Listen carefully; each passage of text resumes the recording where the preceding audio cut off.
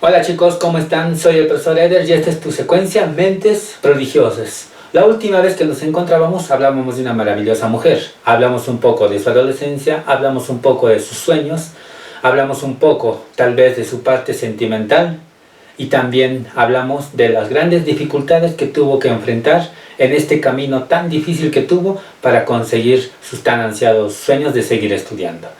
Nos referimos a que en esa época su país atravesaba una crisis política, como hablamos de Polonia, y que ella lamentablemente nació en una época en la que el machismo era muy fuerte, en donde las mujeres no tenían ninguna posibilidad de seguir ascendiendo en la vida académica.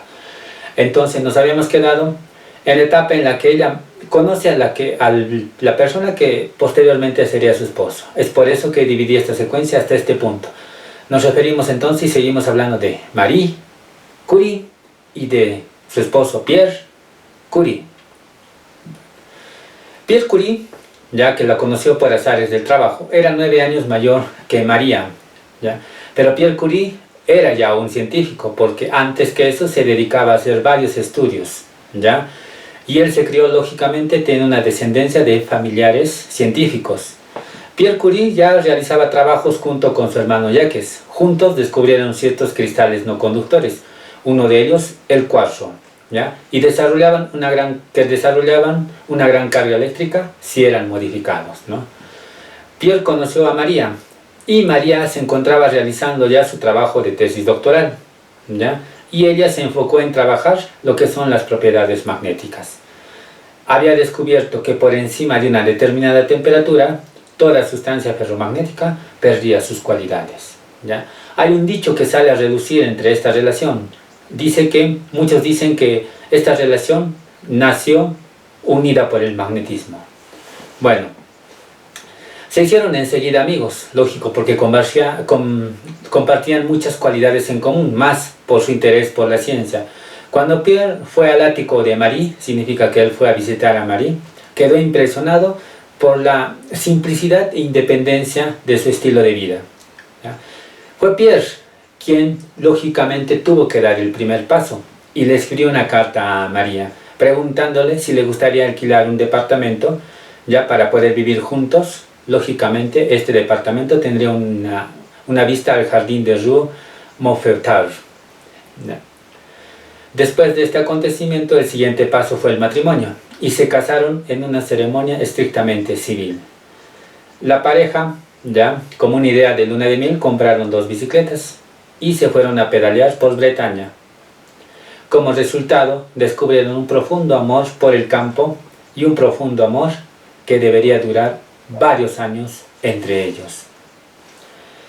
En septiembre de 1897 nació su primera hija, a la cual llamaron Irene. En el hogar de Pierre y María se comunicaban muy bien, ¿ya? Discutían todo lo que les interesaba, más sobre problemas científicos. María decidió estudiar un nuevo tipo de radiación, ¿ya? María empezó estudiando la radiación emitida por el sulfato de uranio potásico. Para referirse a la radiación, en sus cuadernos utilizó el término de radioactividad. María estaba tan ocupada con su labor investigativa que tuvo que contratar a una doncella para que le pudiera ayudar en la crianza de Irene, ¿ya? Pero hay algo que se recalca: a pesar de que ella, ¿ya?, dejó muchas de sus obligaciones de madre a la doncella, jamás se dice que María se olvidaba de bañar a su hija cada día, ¿ya? Es una manera le podemos decir, de demostrar su amor maternal hacia su primera hija. María e Irene, ¿ya?, en el futuro, ¿ya?, se convertiría en la mejor pareja científica. Quiere decir, la mejor pareja entre madre e hija que hubiese podido dar la ciencia. En julio de 1893 habían obtenido unas motas de polvo de bismuto que contenía el nuevo elemento. Esto llamó altamente la curiosidad de María.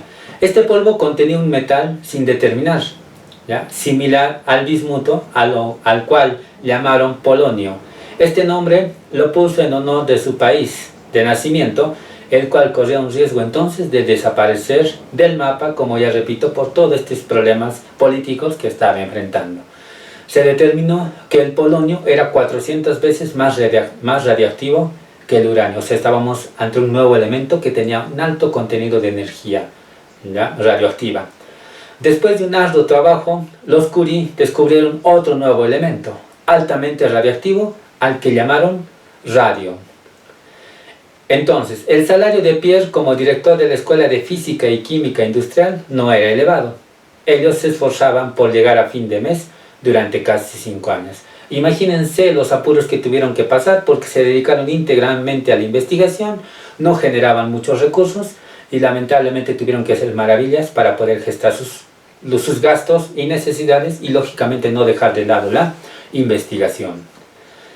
En su casa no se permitían lujos, vivían de una manera sencilla, pero aún podían ir a pedalear los fines de semana, mientras sus familiares se encargaban de Irene. Lo bonito de esta pareja es que los fines de semana íntegramente tenían un espacio para ellos, y les encantaba manejar en bicicleta y visitar varios lugares en los que podían respirar de una manera libre, ¿ya? Al trabajar con la radioactividad, Pierre ya mostraba quemaduras radioactivas en su piel. Pasarían varios años antes de que alguien advirtiera de los peligros de la radioactividad. Basta con el hecho de que los cuadernos de laboratorio de Marie Curie siguen siendo demasiado peligrosos de mantener hasta hoy, por la gran carga radioactiva que poseen. ¿Sí? Quiere decir que esos cuadernos o los apuntes que dejó Marie Curie, que hoy en día todavía se siguen estudiando, son tratados cuidadosamente porque, como trabajó bastante con radioactividad, estos cuadernos también acumularon esta energía que es muy dañina como hoy ya lo conocemos. Pese a todo este inmenso esfuerzo y las grandes posibilidades comerciales del radio, Marie se negó a patentar su método de extracción de este elemento. A pesar de la pobreza de los Curie, habían convenido en que los beneficios quedarían a disposición de todo el mundo.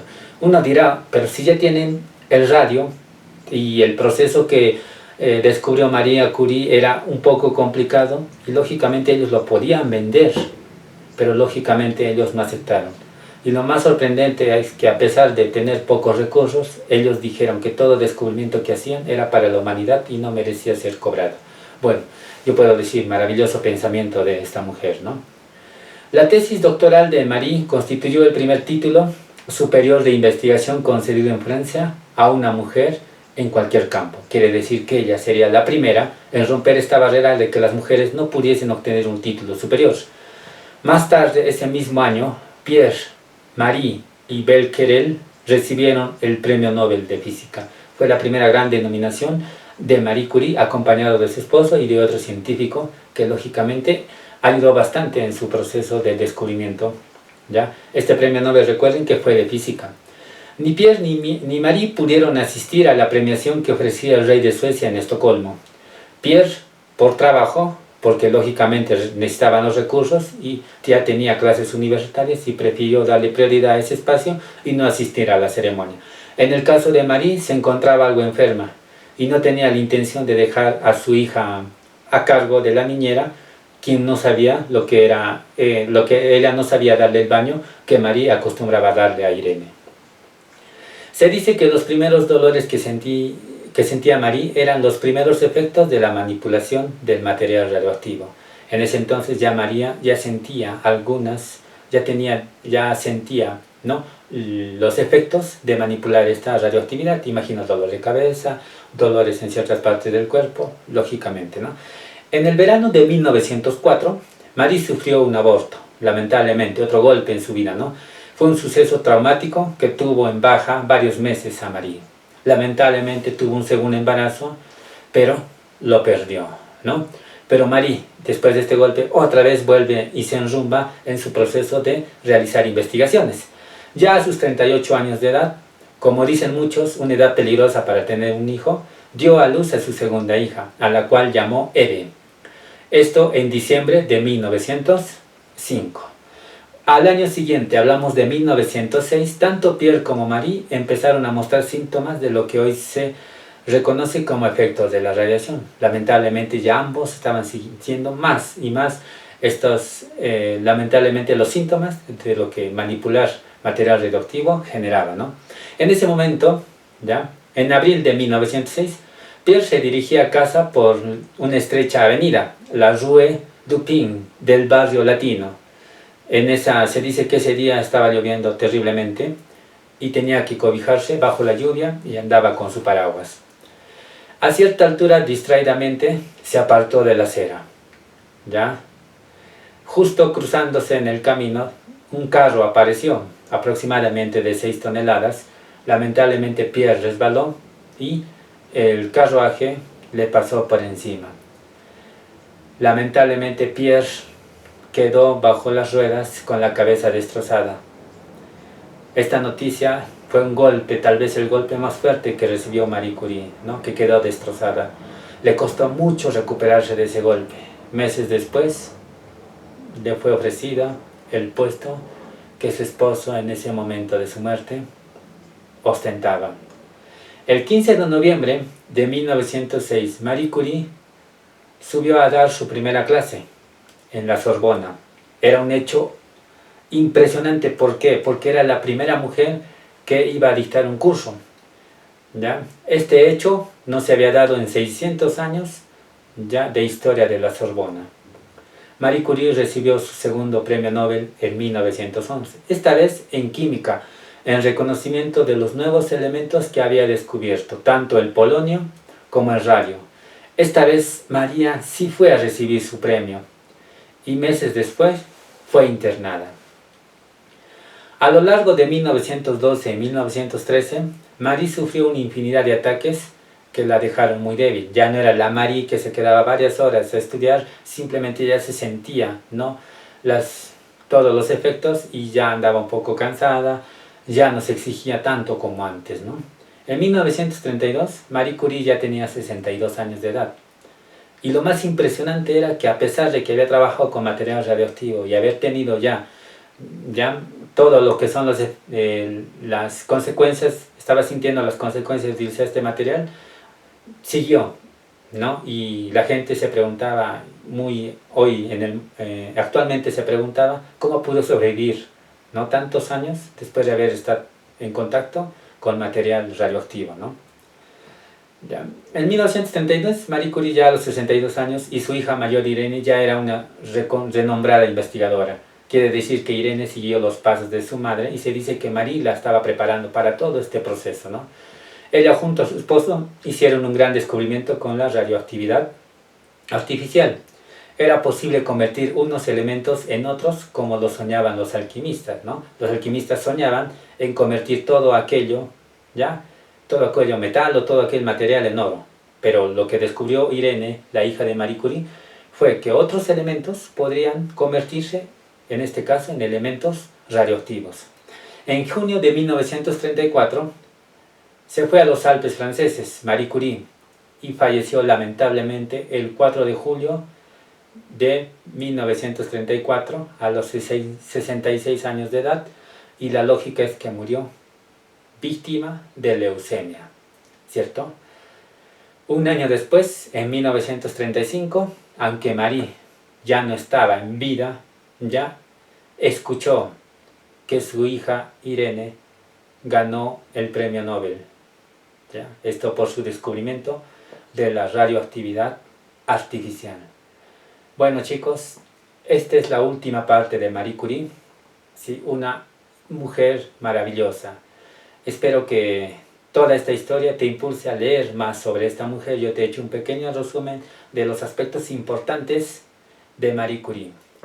Bueno, chicos, me voy despidiendo de ustedes. Su secuencia Mentes Prodigiosas, el profesor Eder. Y como una recomendación, voy a presentarles el siguiente programa, esta vez con una mente prodigiosa, pero peruana. Bueno, chicos, agradezco a todos los que visitan mis páginas, a las recomendaciones, ¿ya? Este es el profesor Eder y tu secuencia Mentes Prodigiosas. Hasta otra oportunidad. Nos vemos.